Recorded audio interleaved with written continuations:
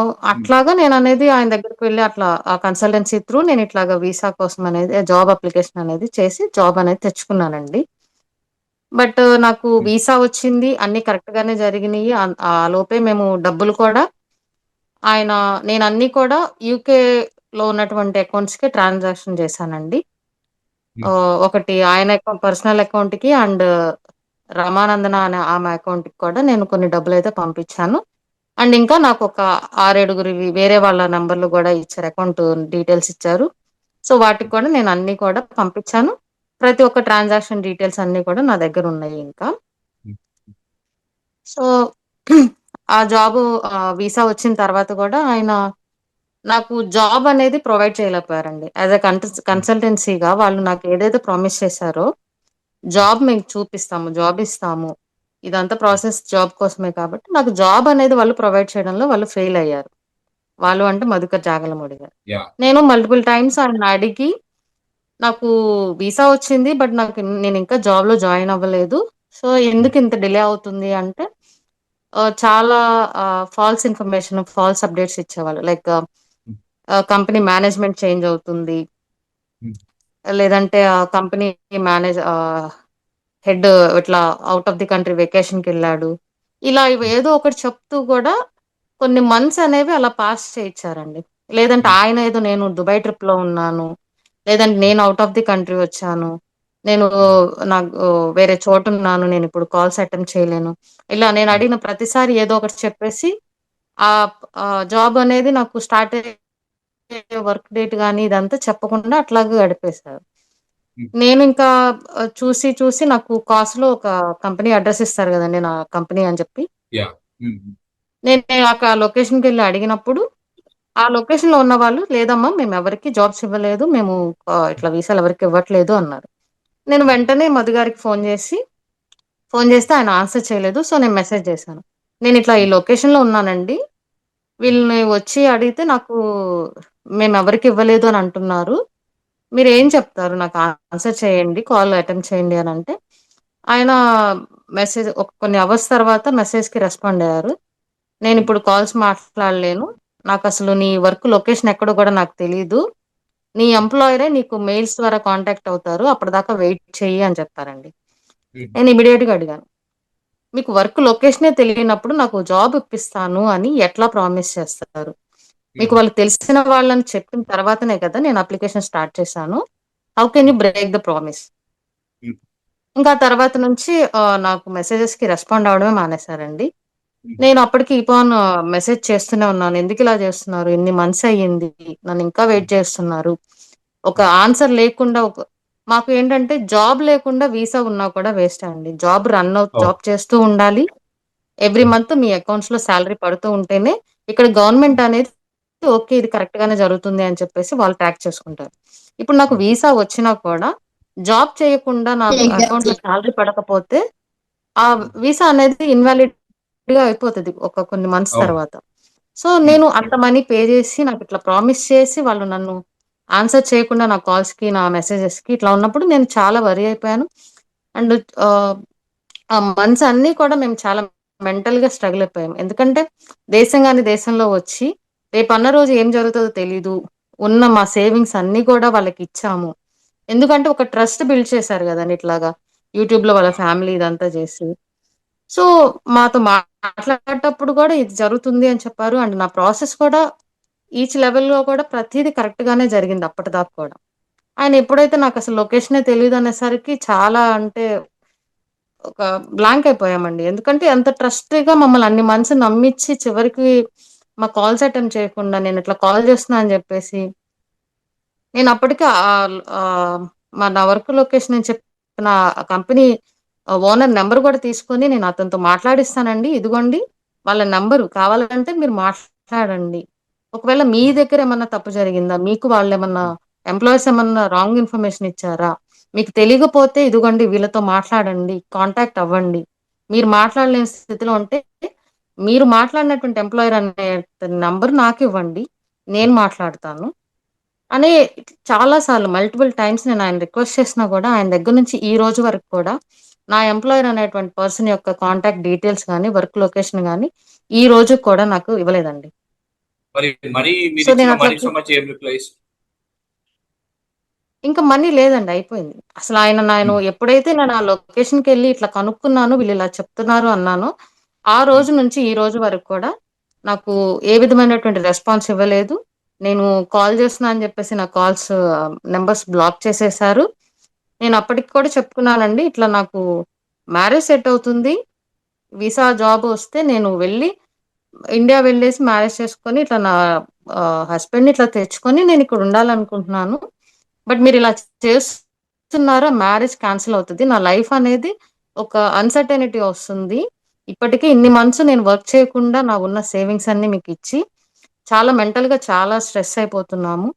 ఎలా అంటే అండి, ఒక ఆన్సర్ లేకుండా రేపు సడెన్‌గా హోమ్ ఆఫీస్ నుంచి మాకు మెయిలొచ్చి, "నీ వీసా క్యాన్సిల్ అయిపోయింది ఎళ్ళిపో" అంటే మాకు అప్పటికప్పుడు ఏం చేయాలో తెలీదు. ఉన్న సేవింగ్స్ అన్నీ ప్రతి ఒక్క రూపాయి కష్టపడి చేసిందంతా కూడా ఆయనకిచ్చిన తర్వాత ఆయన ఆన్సర్ చేయకుండా అట్లా మమ్మల్ని చాలా మెంటల్ గో త్రూ అయ్యేలా చేశారండి.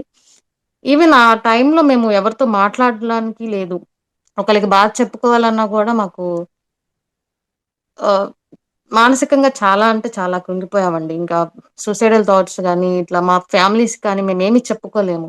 ఎందుకంటే ఫ్యామిలీస్ మేమిక్కడ కష్టపడి ఇంత చేస్తున్నామనే మేము వాళ్ళకి చెప్పము. అలాంటిది ఇట్లాగా మేము ఇంత డబ్బు పెట్టాము అంటే వాళ్ళు మా వల్ల బాధపడతారు. వాళ్ళు బాధపడకూడదని చెప్పేసి మా పెయిన్‌ని మాలోనే దాచిపెట్టుకొని, మేము ఇన్ని నెలలు, సంవత్సరాలు గూడా ఇంత బాధ అనుభవిస్తాం మేము.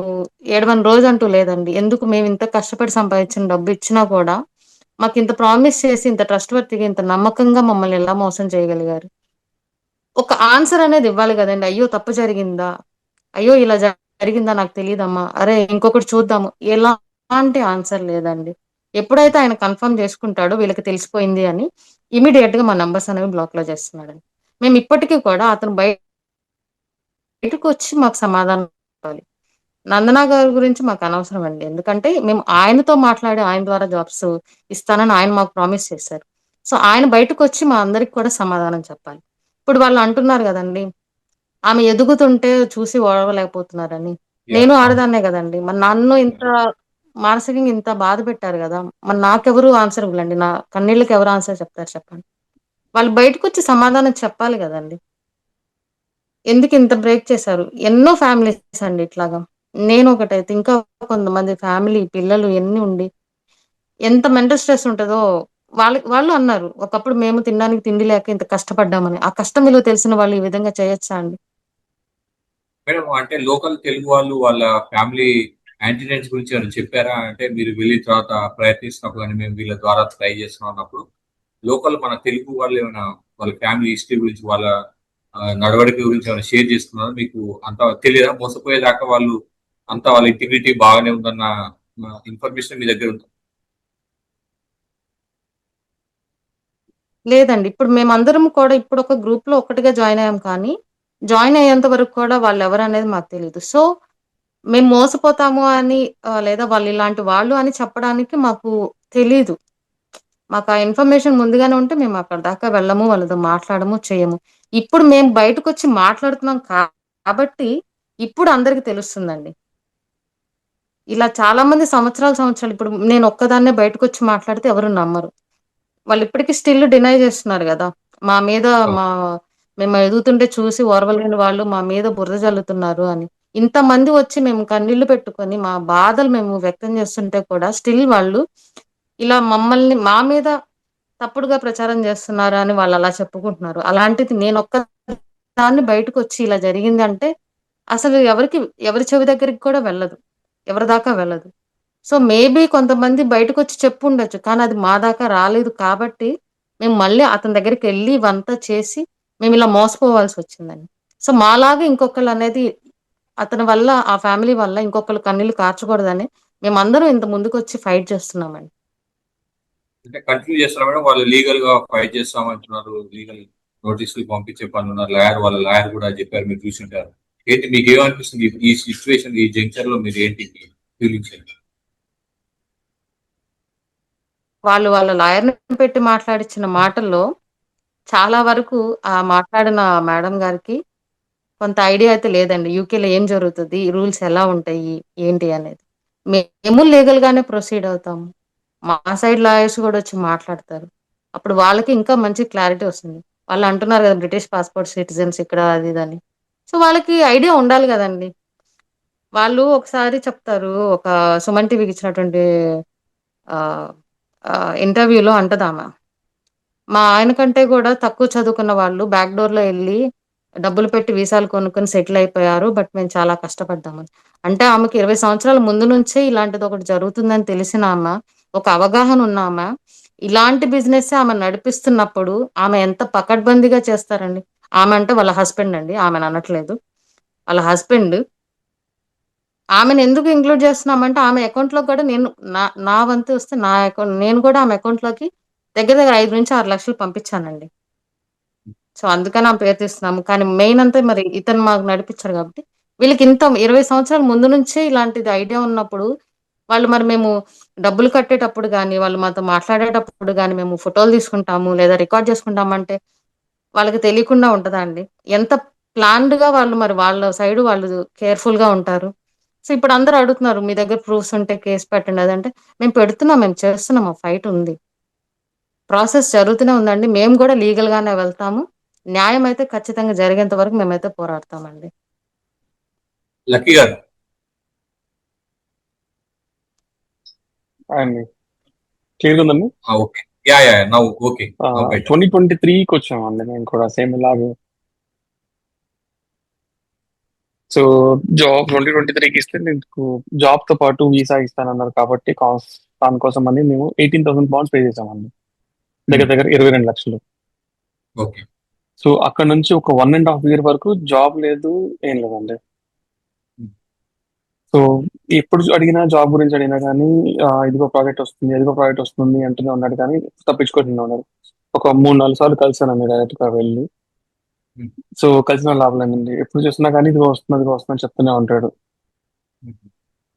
సో ఇప్పుడు రమానందన ఆమెను ఇన్వాల్వ్ చేయొద్దు, ఆమెకు సంబంధం లేదు అన్నారు కానీ నేను కూడా సేమ్ రేవతి గారు వేసినట్లే నేను కూడా 4 లక్షల పౌండ్లు 4,000 పౌండ్లు నేను ఆమె అకౌంట్ లో కూడా వేసాను. మరి ఎందుకు వేయించుకున్నారని ఆవిడ, ఆమెకు సంబంధం లేనప్పుడు మరి ఆ అకౌంట్ లో డబ్బులు పడితే మరి ఎవరు ఏంటి అని తెలుసుకోవాలి కదా. ఆయన అకౌంట్ లో 5,000 పౌండ్లు నేను పర్సనల్ గా నేను వేసాను. అండ్ ఫ్రెండ్స్ కి చెప్పి రకరకాలుగా 9,000 పౌండ్లు మిగతా ఇంకా వేరే వేరే ర్యాండమ్ అకౌంట్స్ ఇచ్చారు, ఆయన ఇచ్చారు, దానికే వేసాను. మరి అట్లీస్ట్ నా దగ్గర డబ్బులు తీసుకున్నప్పుడు ఓన్లీ జాబ్ కోసమే కదా తీసుకున్నాను. అండ్ సడన్ గా ఒకసారి కంపెనీ నుంచి హెచ్ఎంఆర్సీ నుంచి నాకు మెయిల్ వచ్చి మీకు వీసా క్యాన్సిల్ అయిపోయింది, మీరు వెళ్ళిపోవాలనుకుంటే 4 రోజుల్లో మళ్ళీ ఇక్కడ ఉండడానికి మేము మళ్ళీ వేరే వాళ్ళ దగ్గర వీసా తీసుకోవాల్సి వచ్చింది ఇక్కడ. సో 1.5 సంవత్సరం పాటు మేము ఇల్లీగల్ గా బతినట్టు కదండి. 1.5 సంవత్సరం పాటు మాకు జాబ్ లేకుండా ఇక్కడే ఉన్నాం అలాగే.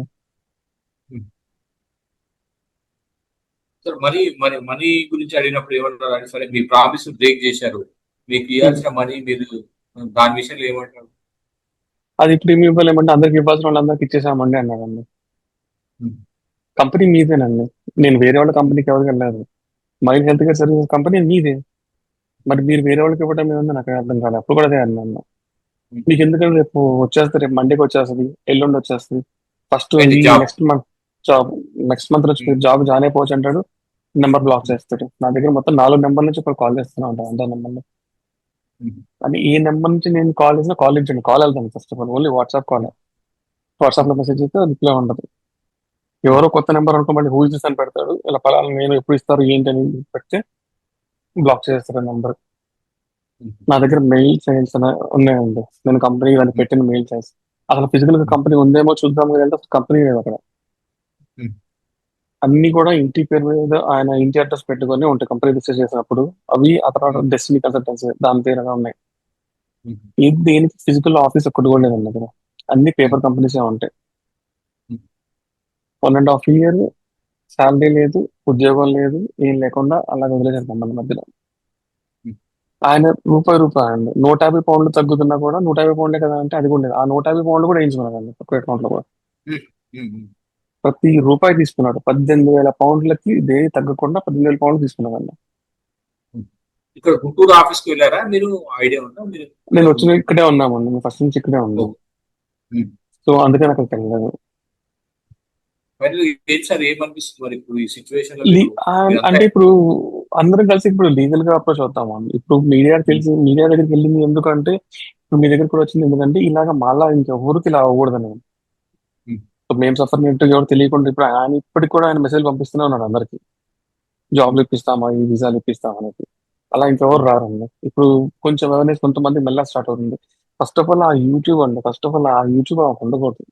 ఆ ఇన్స్టాగ్రామ్, ఆ సోషల్ మీడియా, సెలబ్రిటీ స్టేటస్ అవి ఉండబట్టే ఆమె చేస్తూనే ఉంది. లీగల్ గా వెళ్తామండి, లీగల్ గా వెళ్ళి ఏదైనా లీగల్ తీసుకుంటాం. వాళ్ళు ఎవరి మీద కేసులు పెట్టలేదు, ఎవరి మీద లీగల్ గా ఏం చేయలేరు. వాళ్ళు ఎవరు చేయలేదు, ఎందుకంటే వాళ్ళ దగ్గర తప్పు ఉంది కాబట్టి. మొత్తం మేమున్న వాళ్ళలో ఎవరు కూడా ఏ తప్పులు చేయలేదు అన్న. మా మీద లీగల్ గా ఏం వెళ్తారు మీరు?